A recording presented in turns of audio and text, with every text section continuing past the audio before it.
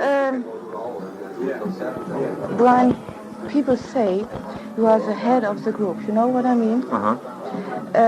Do you have, besides the words and music work, any influences of the group? Are you the boss of the group? Well, it's difficult to say that one is the boss. It's a funny word, you know. I sort of started the group. I had very strong ideas about what I wanted to do in music, and so far they've been sort of fairly well realized. Most of the things that I wanted to do have sort of come to happen, you know, which is very nice. No, thank you. Only smoke menthol, would you? No. I sort of write the songs, and before I show the group any of the songs I do, I always like to have a very strong idea about what it should sound like, you know, and it's much easier for the overall concept to be realized at the end of the thing. But when it comes to sort of, I sort of see myself as sort of the musical director in a way, rather than the boss of the group. So I know what the capabilities are of the people in the band, which are, you know, very wide. Like Andy can play in lots of different styles, and so can Phil, and which is an amazing thing to have two really strong soloists in the band. And you know, the things always sound much better after they've been played by the band, because they're such good players, you know. Yeah, but you have any influences about the clothes or about the show and the stage? No, not really. No, we sort of tend to do that as much more as a group thing, the clothes, and it just happens naturally. You know, no one person sort of says it should be like this or like that. Really, it just sort of happens naturally because I don't know. That's the best way for it to happen. It's much more intuitive that way. Okay. How became you this special idea about the clothes and about the makeup and... Well... Thank you. Sorry. The most important thing, obviously, is the music. And that has to come first all the time. But after that, you're faced with the problem of presenting the music to the public in the best possible way, you know, the most entertaining way and so on. Not only for the audience, but also for yourself. Because you're playing the same music every night for months and months, and you have to really enjoy doing it. And we think that once the performer steps onto a stage, he becomes, you know, as much a part of theatre as somebody in an opera or anything like that. And which is why we wear clothes, why we carry a big light show with us when we go anywhere. And because of the lights, basically, we sort of wear makeup. Most of us wear very conventional sort of stage makeup, you know, just very normal makeup. But Eno sort of has taken that much further, and he sort of is into sort of, well, you can see for yourself. How did you find you? Sorry? How did you find you as a group? Well, that's another thing. That was very, it was fairly unusual that we all met. None of us had been in, sort of, had come from famous bands or anything like this. Yeah. Which I think is one of the strong points of the group in a way. Because nobody can say, well, he has come out of such and such a group or whatever, and so it sounds a bit like that.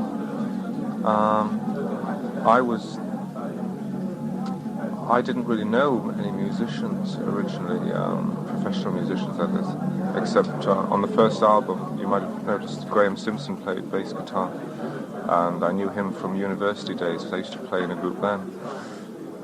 And I'd been living in London for a couple of years after university and trying to kind of do something in music. I was writing the songs and so on. And Graham was the only person I knew, and then through just an artist friend I met Andy Mackay, who was playing synthesizer at the time. And then after a few months, being just the three of us, Eno, who was a friend of Andy's, he came along to sort of tape record one of our sessions, and since then he's played with us. and Andy moved, started playing more saxophone and oboe, and eventually didn't play any synthesizer, and did the synthesizer thing. And then we met the other people just through advertising for players, and after interviewing lots and lots of people, finding the right guitarist and the right drummer, and so on. Oh, yeah. And since then, the only personnel changes have been the bass player. Yeah, this is my next question. After Graham Simpson is, in the meantime, Rick Kenton Rick leaving the Kenton, group. yeah. Music is not to Why? be political, just to entertain. Very good. Sorry? You said something about why did Rick Kenton leave? Well, he wasn't really the right bass player for the group. He's a very good bass player, but he wasn't. After the American tour, I was convinced after that he wasn't really the right bass player for the group. We need a much... Is it difficult for a bass player to play in Roxy music? It would appear so, I don't know. We're very happy with the bass player we have at the moment, who isn't really a full-time member of the band as such. Not yet, What's the anyway. name? John Porter. Oh, yeah, he plays he on the was album, yeah. and he's on tour with us as well. He's really a guitarist, which is perhaps one of the reasons why he plays such good bass, because he doesn't feel the need to play lead lines on the bass, which a lot of bass guitarists feel frustrated by their role, I think, and want to keep experimenting all the time. Oh, yeah. And it spoils the sort of the solid foundation of the sound. So he doesn't feel the need to do that, and he plays very simple bass lines, which are very good for us. But it's strange. It's always the bass player leaving. Yeah, I know, it is. It's very interesting. You know John Wetton from... Oh, very well, yes. Yeah, He's a it's very good fine singer. bass player. Yeah, he's great. Ja? Oh, ik heb net begonnen. No. He said I have to stop now. Just started. Yeah. Take it easy, man. The first album was produced by Peter Sinfield. Yes. Yeah. Why didn't he produce the second album? Because we weren't very pleased with the sound that we got on the first album. We didn't sort of fall out with Peter. We still sort of like him very much. But at the time we were very new to recording studios. It was our first time, in fact. Yeah. And we made lots of mistakes then, which since then we realised, we listened to the album a lot and said, well, that should have been like this, and so on. Are you satisfied with the... Oh, very much so. I think it's great. I like the sound of it very much, yeah, the studio sound. It's much more warm. Yeah. The voice especially is much better produced, It comes forward more. The Carl Porter, the new bass player. What do you think about the David Cassidy and Osmonds and Jackson 5, Ricky Wilde and Simon Turner sickness? I don't like their music very much, but I like seeing the pictures of them in Pop Photo. But I think they've probably done. I don't know. It's difficult to make judgment about people like that. I think they're part of the music industry rather than part of music. Yeah. You think it's a long time during. You know what I mean? Sorry? Oh, my English Do I? is so bad. No, it's very good. I didn't get that one. You think it's still during? I mean, about 1 or 2 or 5 years with all the teeny popo sickness, or it's maybe about a year it's over. Yes, that's true with people like that, I suppose. I don't know. Yeah. Our audience has changed a little bit. It hasn't changed; it's just become bigger. Originally, we had much older people, students from universities and colleges, people like that, who buy albums. But since we've had the single successes in England, we have another new audience as well of much younger people who we like as well, just as much, because they're so uninhibited. And when we play concerts, they rush forward to the front of the stage and shout. Which is fabulous. You know maybe Gaby from Berlin? No. From Music Express? No, I don't yet, no. She was in Greyhound. Ah, yeah. and she was writing a story about you, and she was on this concert in Greyhound, and she told me it was very young audience. Yeah? I can't remember very well. A year ago? Yeah. I don't think that's strictly true, actually. But,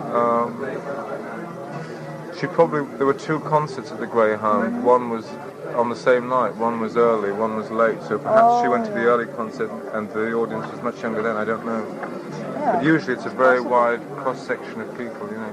That's possible. You're the first time in Germany? First tour.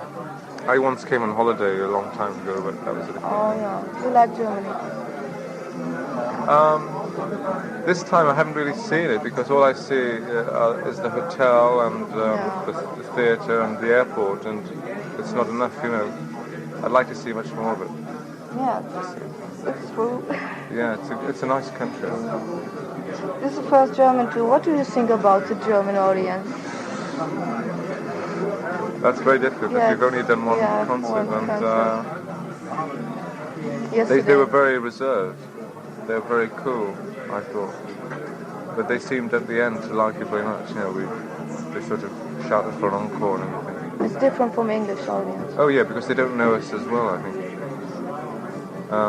I think it was very much the same on the first English tour that we did. You know, the audience was very reserved but very receptive.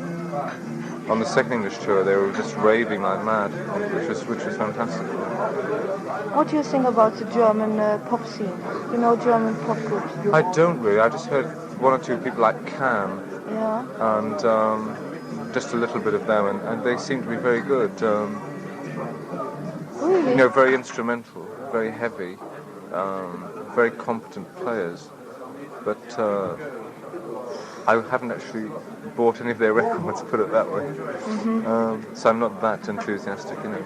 But I think, obviously, on the continent, I mean, there's a whole new wave of players who are coming up, you know, from Holland as well, and France, I suppose, and Italy, apparently, who are very good, but I haven't heard them.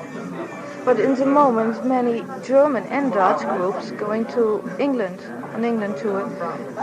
For example, Can, Amondur, yeah. Atlantis, you know Atlantis? I don't know any of them, no. And Golden Earring. Focus, Focus. Focus, I don't like them very much. No? Not really. I think they're very good, I suppose, yeah, but I don't like them. I think they're good, but I don't like them. Do you think they have I don't really like instrumental music very much myself. Oh. Do you think they have any chances on the English market? Oh, sure. Absolutely. And Focus have shown this because they have... Focus is different. It's easy for Focus because it's an instrumental group. Yeah. Do you mean singing Germans, singing in the different languages and so on? It's always I don't think accent. so. I don't think so. No. But it's difficult to predict these things, you know, I don't know. I was by Atlantis in Redcar, Yorkshire. Really? Yeah. That's a fantastic place. We played there twice a long time ago, but that's a fantastic place to play. Yeah. And it was Atlantis was a front group of Vinegar Joe, and you couldn't see the difference about the German and English group. You know, Atlantis have a singer, Inga, and Vinegar Joe have Elke Brooks. Really? Yeah, and Inga was staying on the stage and hello, we are a German group, and the audience was cool. Really? And after the gig from Atlantis was Elke on stage. Hello, girl. Yeah. And it was fantastic. Yeah. But Vinegar Joe are very famous in England, you know. That's the difference, I think. It's always the same if you're the first group, you know, people think, well, they're not very important. It happened to us, I suppose, a bit. How's it? Oh, do you want something to drink? Champagne. Sec, yeah? no, cannot. Can I have one of these? Can you get the lady what she wants? Yes. What did I say? You were just talking about Vinegar Joe and about just how difficult it is to be a... No, how is it feeling when you are sudden popular, you know what I mean? Yeah. One day you are a big star. It's for I'm me, not a big it's for star. me. Oh, no. Well, to me, you see, it doesn't seem very sudden because for years, I suppose, looking back, everything I've done in the past has been working towards something like this, you know. So it seems very late to me. Not very sudden. It's very nice. It's very tiring because there's no time to have a private life anymore. Do you know what I mean? And that's a great problem because one has to tour all of these countries in Europe, tour England, make new records, tour the United States, which could take the whole year up anyway. And it's a very difficult business to be in, actually. I have the same problem, you know. I have the same problem. I always working. Yeah, ask the people, you know. Yeah. Always, here's a star, and here I am, the press, you know. And yeah, it's very what's the name? Not often. Yeah. When I'm back in Holland Sure. in The Hague in my apartment Right. and to read a book. Just sit and read a book and think and just do nothing. Yeah, you know? or watch TV or. Right. It's Really? impossible. Yeah, really. And It's a great problem. I hope that in a couple of years' time or next year or whatever, one will be able to find the time and say, right, and for 3 months I will do nothing at all and just. Because I like to have lots of time off to write new music, you know, because that's my main interest. Yeah, I think my job, you can do that in maybe 3 or 4 years, and then you have to do something else. It's different, you know, because it's so difficult work for me. Yeah, I feel. Closest man is coming to get you now. The next, Tell me about your plans for the future. Well, Cheers. cheers. In June, after this tour is finished, we have a holiday for a couple of weeks, and then during the holiday, I'm going to start doing a solo album. Who's starting a solo album? Me. With 1 or 2 other people, just doing some of my favorite songs by other people, you know, just lots of my favorite numbers. Nothing of myself, none of my numbers, I think, which would be quite an interesting thing to do.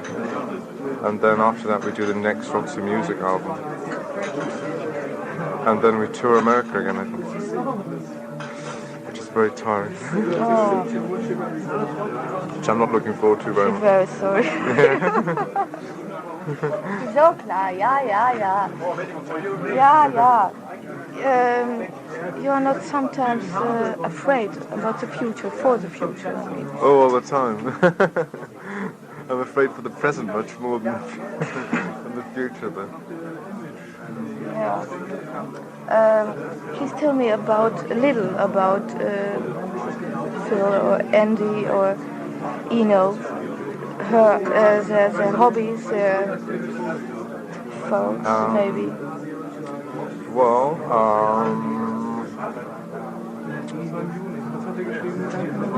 it's difficult. He's a very fine sort of classical player, you know. He is sort of the person who in the group who knows him, and he trained for years to be a classical musician and so on. No, I don't mean about the music. I mean, well, he has a dog.